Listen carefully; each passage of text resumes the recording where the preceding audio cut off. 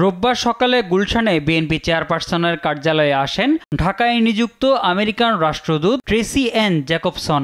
এই সময় উপস্থিত ছিলেন বিএনপি মহাসচিব মির্জা ফখরুল ইসলাম আলমগীর, স্থায়ী কমিটির সদস্য আমির খসরু মাহমুদ চৌধুরী ও সাংগঠনিক সম্পাদক শামা ওবায়েদ। সাক্ষাৎ শেষে গণমাধ্যমের সঙ্গে কথা বলেন আমির খসরু মাহমুদ চৌধুরী। বলেন, বৈঠকে আলোচনা হয়েছে বাংলাদেশে শুল্ক নিয়ে।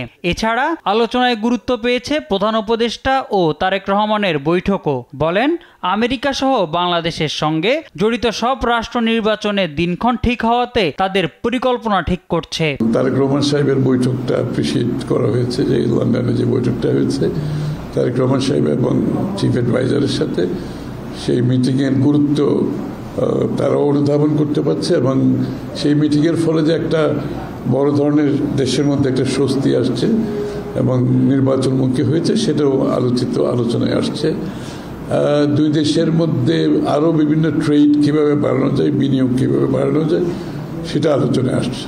আজ সকালে রাজধানীর ডিপ্লোমা ইঞ্জিনিয়ার্স ইনস্টিটিউটে তারুণ্যের রাষ্ট্রচিন্তা, শিক্ষা ও শিক্ষাঙ্গন শীর্ষক এক সংলাপে যোগ দিয়ে বিএনপি স্থায়ী কমিটির সদস্য সালাউদ্দিন আহমেদ বলেন, উন্নত শিক্ষা ও গবেষণা নিশ্চিত করা গেলে দেশ থেকে মেধা পাচার বন্ধ করা সম্ভব।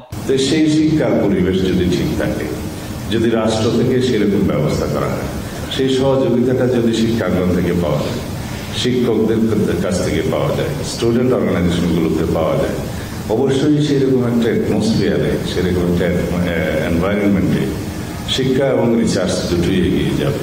তার মধ্যে আর কোনো বৈষম্য হবে না। বিগত দিনে শিক্ষাক্ষেত্রে ব্যাপক রাজনীতিকরণ করা হয়েছে বলেও মন্তব্য করেন তিনি। অপ্রত্যাশিত ঘটনা ঘটেছে। মোহাম্মদ সাকিব, দেশ টিভি, ঢাকা।